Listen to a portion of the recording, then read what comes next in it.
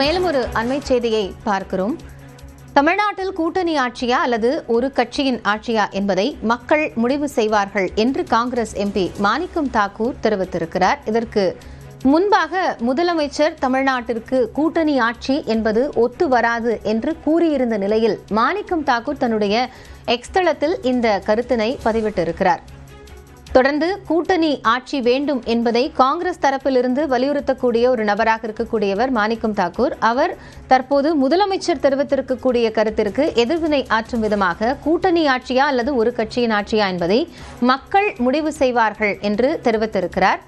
இருந்தபோதிலும் முதலமைச்சர் தெரிவித்திருந்த கருத்தின் அடிப்படையில் கூட்டணியில் திமுக காங்கிரஸ் கூட்டணியில் எந்தவித முரண்பாடுகளும் இல்லை என்ற ஒரு கருத்தையும் தெளிவுபடுத்தியிருந்தார். பிப்ரவரி 22ஆம் தேதிக்கு பிறகு கூட்டணி தொடர்பான இந்த தொகுதி பங்கீடு தொடர்பான பேச்சுவார்த்தை குழு அமைக்கப்பட்டு 2 வாரங்களுக்குள் அது இறுதி செய்யப்படும் என்றும் திமுக அறிவித்திருந்த நிலையில் தற்போது இந்த கருத்தை மாணிக்கம் தாக்கூர் பதிவிட்டிருக்கிறார். அதில் மிக முக்கியமாக தமிழ்நாட்டில் கூட்டணி ஆட்சியா அல்லது ஒரு கட்சியினுடைய ஆட்சியா என்பதை மக்கள் முடிவு செய்வார்கள் என்று தன்னுடைய எக்ஸ் தளத்தில் மாணிக்கம் தாக்கூர் பதிவிட்டிருக்கிறார்.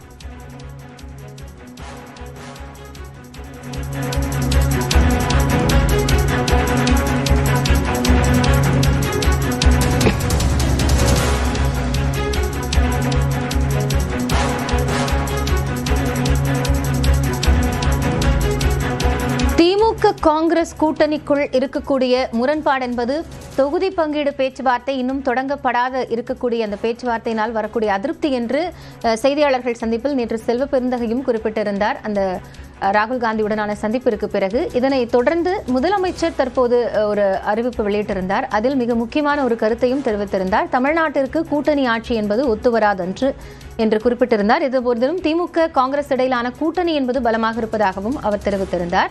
முதலமைச்சரினுடைய கருத்தை தொடர்ந்து காங்கிரஸ் எம்பி மாணிக்கம் தாக்கூர் தன்னுடைய எக்ஸ் தளத்தில் ஒரு பதிவை வெளியிட்டிருக்கிறார். அதில் கூட்டணி ஆட்சியா அல்லது ஒரு கட்சியினுடைய ஆட்சியா என்பதை மக்கள் முடிவு செய்வார்கள் என தன்னுடைய எக்ஸ் தளத்தில் பதிவிட்டிருக்கிறார்.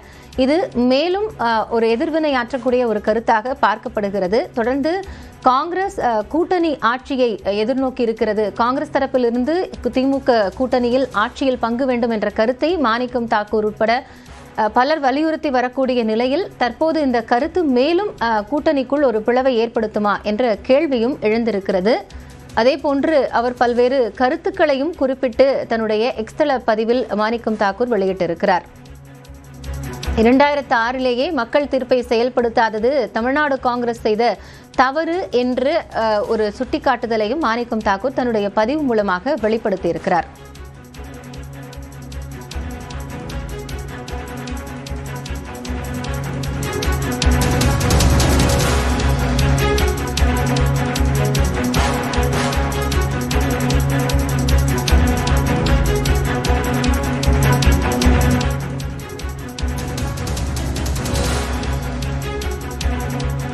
இது குறித்து கூடுதல் தகவல்களை பேசுவதற்காக பத்திரிகையாளர் திரு சுவாமிநாதன் நம்முடன் இணைந்திருக்கிறார். அவரிடம் பேசலாம். வணக்கம் சுவாமிநாதன் சார். வணக்கம். கூட்டணி ஆட்சி என்பது தமிழ்நாட்டிற்கு ஒத்து வராது அப்படிங்கிற ஒரு ஸ்டேட்மெண்ட் முதலமைச்சர் கொடுத்திருந்தார். அதன் பிறகாகவே மாணிக்கம் தாக்கூர் தன்னுடைய எக்ஸ் தளத்தில் இந்த கருத்தை பதிவிட்டிருக்கிறார். இது என்ன மாதிரியான கருத்தை வெளிப்படுத்துவதாக பார்க்கலாம்? காங்கிரஸ் கட்சியை பொறுத்தவரை தொடர்ச்சியாக அவர்கள் ஆட்சியில் பங்கு, அதிகாரத்தில் பங்கு என்பதை வலியுறுத்தி வர்றாங்க. கிட்டத்தட்ட அது டெல்லியினுடைய குரலைத்தான் மாணிக்கம் தாக்கூர் அவர்கள் தொடர்ச்சியாக ஒலித்துக் கொண்டிருக்கிறார் அப்படின்னு தான் நான் பாக்குறேன். கிட்டத்தட்ட நீங்க பாத்தீங்கன்னா ஒரு 70 நாட்களுக்கு முன்பு அவர்கள் குழு அமைத்ததே வழக்கமா திராவிட முன்னேற்ற கழகம் என்ன செய்வாங்கன்னா 2021 சட்டமன்ற தேர்தலை நம்ம ஒரு முன்னுதாரணமாக எடுத்து பார்த்தா மார்ச் மாதத்தில் தான் குழு அமைக்கப்பட்டது. அப்ப இவர்கள் முன்கூட்டியே காங்கிரஸ் கட்சி ஒரு 5 பேர் கொண்ட குழுவை அமைக்கிறாங்க.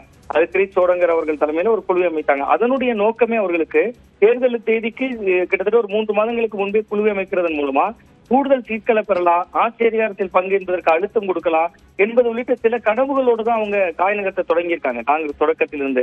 அதைத்தான் இன்றைக்கு மாணிக்கம் தாக்கூர் அவர்களுடைய குரலும் வலியுறுத்துகிறது. ஏன்னா நேற்று வரை செல்வ பெருந்தகை அவர்கள் பேட்டி அளிக்கிற பொழுது ஒரு விஷயத்தை குறிப்பிடுகிறார். நாங்க மன வேதனையில் இருக்காங்க தொண்டர்கள், இன்னும் குழுவை கூட அமைக்கல என்று ஒரு அழுத்தமான குரல்ல அவர் பதிவு செய்கிறார். உடனே ஒரு குழு அமைப்பது தொடர்பாக அவர்கள் 22ஆம் தேதி பேச்சுவார்த்தை தொடங்கணும் முதல்வர் அறிவித்து விட்டார். அப்படியான சூழலையும் அதற்கு பின்பும் மாணிக்கம் தாக்கூர் போன்றவர்கள் இப்படி பேசுவது என்பது 100% காங்கிரஸ் கட்சியினுடைய மேலிடத்தினுடைய ஏதோ ஒரு ஆட்சி இல்லாமல் இந்த அளவிற்கான விஷயங்களை மாணிக்கம் தாகூர் போன்றவர்கள் மீண்டும் மீண்டும் பேச மாட்டாங்க. இது காங்கிரஸ் கூடுதல் அழுத்தத்தை இன்னுமே கொடுப்பதற்கான ஒரு வாய்ப்பு இருப்பதைத்தான் காட்டுது. இங்க இன்னொன்று 22ஆம் தேதி பேச்சுவார்த்தைக்கான ஒரு தொடக்க பணிகள் தொடங்கும் அப்படின்னு நம்ம எடுத்துக்கிட்டோம்னா கிட்டத்தட்ட காங்கிரஸுக்கு இது ஒரு நெருக்கடியை உருவாக்கும். ஏன்னா காங்கிரஸ் தொடர்ச்சியாக சீக்கிரமைங்கன்னு சொல்லிட்டு இருக்கும்போது 22ஆம் தேதி வரை நகர்ந்து போகிறது. இதெல்லாம் சேர்ந்த ஒரு அழுத்தம் தான் மாணிக்கம் தாகூர் போன்றவர்களை மீண்டும் இது போன்ற குரலை பேசுவதற்கும் பதிவை இட செய்வதற்கும் காரணம் பாக்குறேன். ஏன்னா நேற்று செல்லப்பிறந்தகை ஒரு ஆதங்கத்தை தெளிவுபடுத்துகிறார். உடனடியாக ஒரு 2 நாள்ல ஒரு குழுவை அமைத்திருந்தால் இவர்கள் ஒரு காங்கிரசுக்கு திமுக என்ன நினைக்கிறாங்கன்னா காங்கிரசுக்கு இன்னொரு வாய்ப்பாக நம்மகிட்ட கூடுதல் சீட்டு கேட்டு நெருக்கடி கொடுப்பாங்க. இதே நீங்க தேர்தல் நெருக்கத்தில் வருகிற பொழுது அவர்களுக்கு வேற வாய்ப்பு இருக்காது. சோ காங்கிரஸ் நாம் கொடுக்கிற இடங்கள்ல நின்றாக வேண்டிய கட்டாயம் ஏற்படும் கணித்திருக்கலாம் திராவிட முன்னேற்ற கழகத்தை பொறுத்தவரை. சோ காங்கிரஸ் இந்த தேர்தலில் விஜயை இன்னொரு வாய்ப்பாக பார்க்கிறது அப்படிங்கறத மாணிக்கம் தாகூர் அவர்களுடைய பதிவு மீண்டும் மீண்டும் காட்டுகிறது. ஏன்னா இன்னைக்கு விஜய் இன்னொரு வாய்ப்பாக இருக்கிறார். அவர் அந்த பதிவிலேயே குறிப்பிடுறாரு 2006 மக்கள் ஒரு முடிவை எடுத்திருந்தார்கள்னு சொல்றாரு. அந்த தேர்தலை நாம் பொருத்தி பார்க்கணும். அவர் சொல்லக்கூடிய அந்த 2006 தேர்தல் என்பது விஜயகாந்த் 3வது அணியாக தனித்து தேர்தலை சந்தித்தார். 8.35% வாக்குகளை எடுத்தார். அந்த தேர்தல்ல தான் உங்களுக்கு திராவிட முன்னேற்ற கழகம் ஒரு மைனாரிட்டி அரசாக அமைந்தது. இருந்தாலும் காங்கிரஸ் வெளியில் இருந்த ஆதரவு அந்த நிலையில் தான் தொடர்ந்தார்கள். ஏனென்றால் மத்தியில இவர்களுடைய ஆதரவு தேவைப்பட்டது. திராவிட முன்னேற்ற கழகத்தினுடைய ஆதரவு காங்கிரசுக்கு தேவைப்பட்டது. இன்னைக்கு நிலைமை அப்படி இல்ல. திமுகவுக்கு ஆட்சி அதிகாரம் முக்கியம் 2026 சட்டமன்ற தேர்தல்ல.